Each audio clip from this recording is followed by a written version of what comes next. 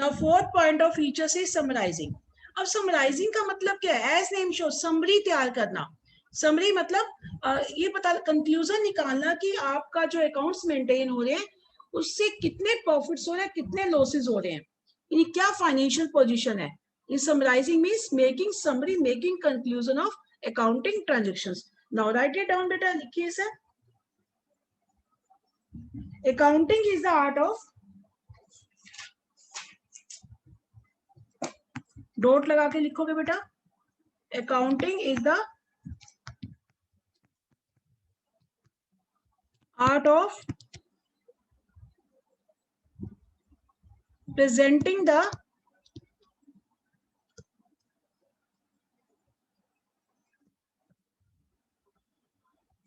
classified data. जो आपने data classify नहीं किया, क्लासिफिकेशन की है डाटा, इस तरह से उस डाटा को क्लासिफाई करना कि वो इजीली समझ आ जाए. यानी जो भी क्लासिफिकेशन है इस तरह से करना, इस तरह से समरी तैयार करना कि वो आसानी से सबको समझ आ सके. यानी अकाउंट्स में इस तरह से कंक्लूजन बताना, सबको समझ आ जाए. ये accounting is the art of presenting the classified data in such a way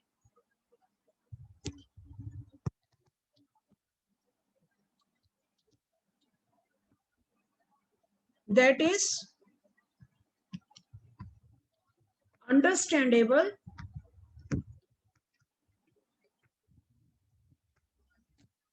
understandable and useful to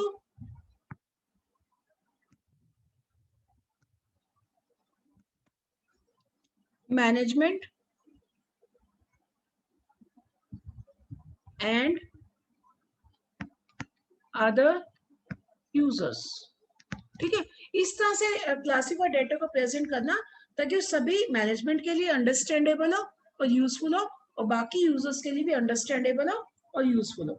ठीक है, तो यानी अब इस डाटा में किया जाता है, कैसे किया जाता है. And this involves a balancing of ledger accounts.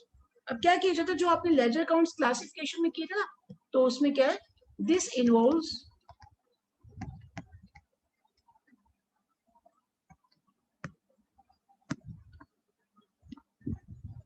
Balancing of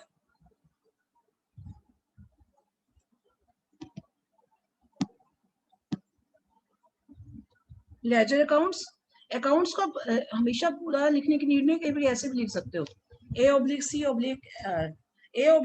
and S accounts. ठीक है, इससे क्या होता है कि मतलब जो आपने क्लासिफिकेशन तैयार की थी, अकाउंट्स मेंटेन किए थे, अब अकाउंट्स की बैलेंसिंग करना, मतलब टोटल करना, उसका कितना बचता है, तो कितना मतलब आ रहा है पैसा, कितना जा रहा है, उसकी बैलेंसिंग करना.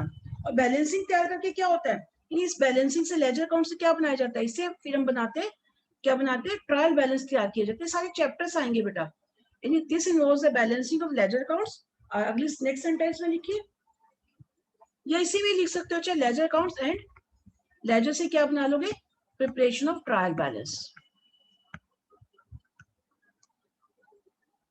ट्रायल बैलेंस में एक स्टेटमेंट है जिसमें सारे बैलेंस लिखे जाते हो. आगे जो पढ़ोगे तो पूरा आपको अकाउंट्स में समझाऊंगी ट्रायल बैलेंस क्या होता है. अभी तो आपको लेजर भी नहीं पता, रिकॉर्डिंग भी नहीं पता, जर्नलाइजिंग भी नहीं पता, अभी तो वर्ड्स आपको लिखने हैं.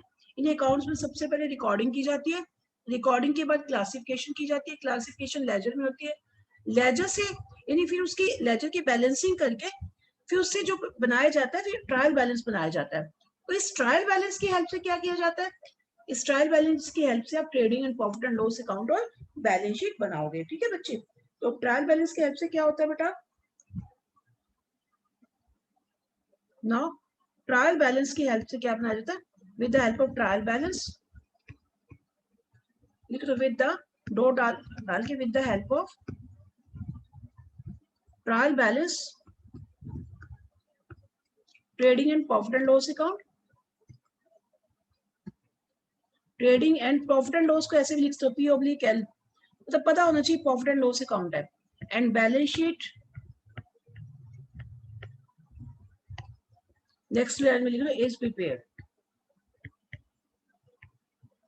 Are prepared, note is, are prepared. ठीक है, डॉट, यानी with the help of trial balance इस तरह से लिखना, trading and profit and loss account and balance sheet is prepared. Okay बेटा,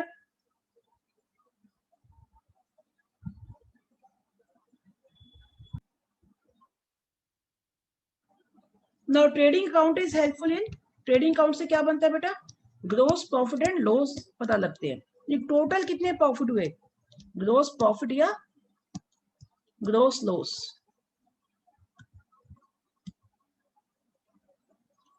and profit and loss account से क्या पता लगता है बेटा, it helps in calculating net profit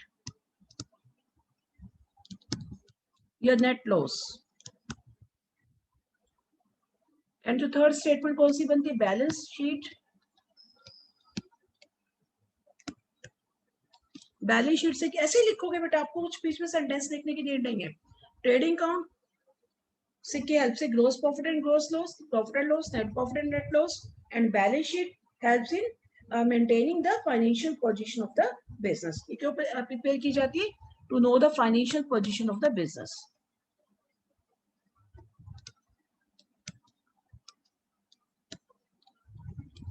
यानी कितने बिजनेस के पास एसेट्स है और कितनी लायबिलिटीज है।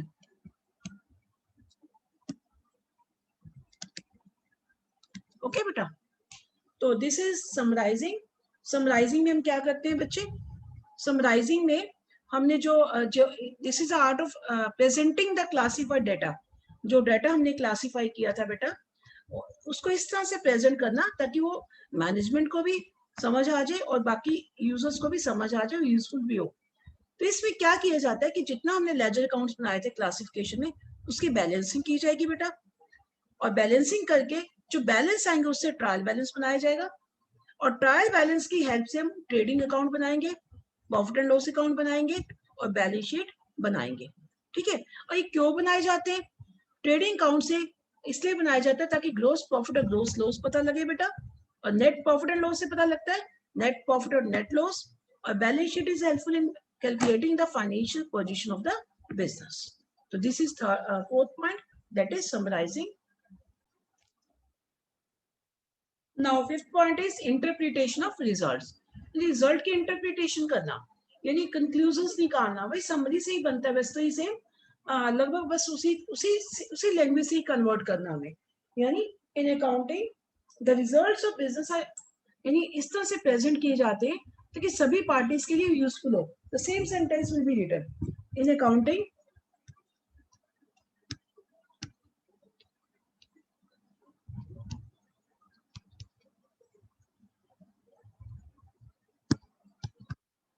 the result of business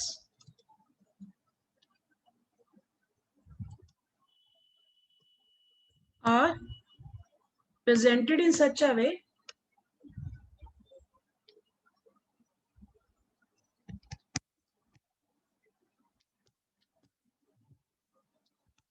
अब रिजल्ट क्या थे बेटा, यहाँ पर रिजल्ट क्या निकाले थे हमने, रिजल्ट कैलकुलेट किए थे हमने वही trading and profit and loss account and balance sheet. Result क्या थे बेटा, रिजल्ट कौन कौन से थे, the results were trading account, profit and loss account, और third one is balance sheet. यानी जो तीनों रिजल्ट्स हमने बनाए थे, जो कौन से रिजल्ट थे, ट्रेडिंग अकाउंट से हमें क्या पता लगता था, gross profit and gross loss, profit and loss से नेट प्रॉफिट और नेट लॉस, और balance sheet that is balance sheet, balance sheet से हमें बिजनेस की फाइनेंशियल पोजीशन पता लगती थी। यानी इसको इस तरह से प्रेजेंट किया जाता है ताकि जितनी भी इंटरेस्टेड पार्टीज हैं, यूजर्स या इंटरेस्टेड पार्टीज एक ही बात है, लाइक जैसे मैनेजमेंट होगी या प्रोप्राइटर हो गए, प्रोप्राइटर मतलब ओनर, मैनेजर्स हो गए, बैंक्स हो गए, क्रेडिटर्स हो गए, एम्प्लॉइज हो गए, ताकि उन्हें सारी इंफॉर्मेशन मिले कि बिजनेस में कितनी प्रॉफिटेबिलिटी हो रही है, बिजनेस कहाँ स्टैंड कर रहा है, इट मीन्स उसकी फाइनेंशियल पोजीशन क्या है। नाउ नोट इट डाउन, जितनी भी इस तरह से प्रेजेंट की जाती है, that are the parties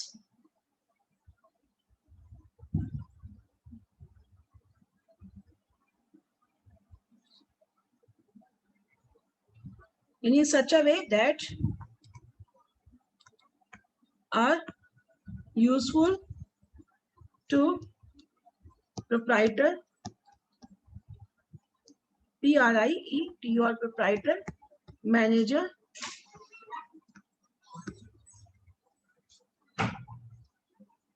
creditors,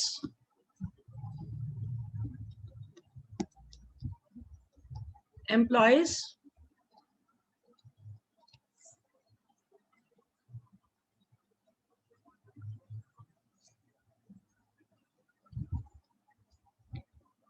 have etcetera, मतलब जो और भी पार्टीज है वो भी इसमें से ले सकती है। Etcetera have full information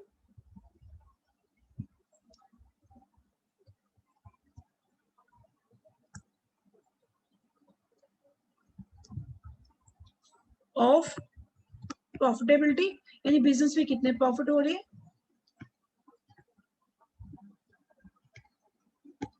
and financial position of the business.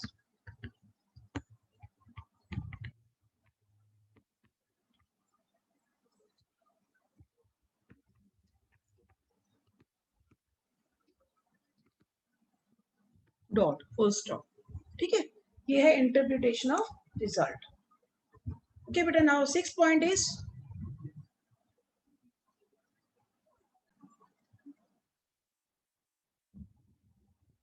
communicating means जितने भी accounting information these are to be communicated to interested parties for correct decision making, ताकि वो डिसीजन ले पाए कि उन्हें बिजनेस में रहना है नहीं रहना, या बैंक ये डिसाइड ले कर पाएगा कि उसे बिजनेस को लोन देना है या नहीं देना। जो भी बैंक को रिक्वायर्ड इंफॉर्मेशन चाहिए, जो भी एम्प्लॉयज को रिक्वायर्ड इंफॉर्मेशन चाहिए, जो भी प्रोप्राइटर को जो रिक्वायर्ड इंफॉर्मेशन चाहिए, वो उन्हें जो है कम्युनिकेट करना। यानी communicating means accounting attributes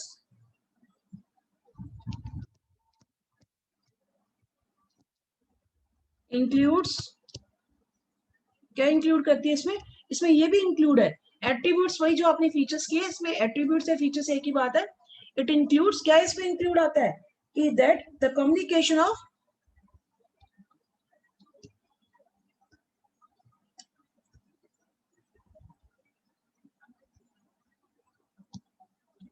financial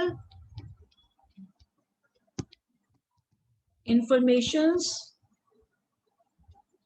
वही फाइनेंशियल इंफॉर्मेशंस में क्या आ गया, वही trading and profit and loss account and balance sheet, या इंफॉर्मेशन से डेटा भी लिख सकते हो, एक ही बात है बेटा। To users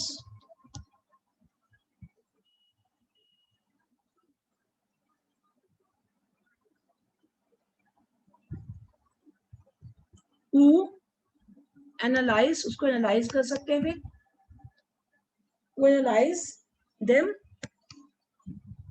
as per their individual requirement, जिसकी जो जो रिक्वायरमेंट होगी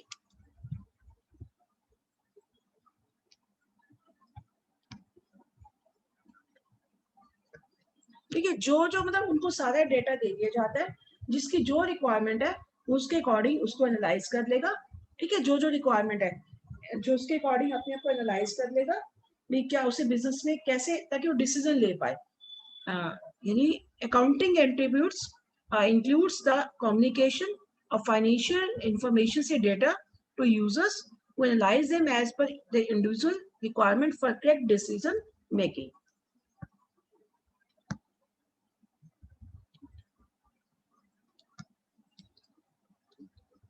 Okay बेटा,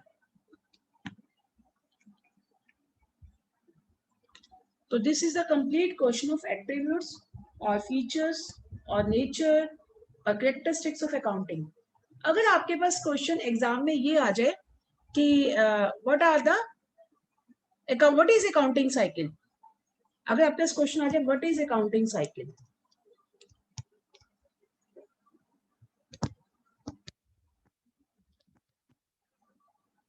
यह क्वेश्चन आपके पास ये आ जाए procedure of accounting, the process of accounting,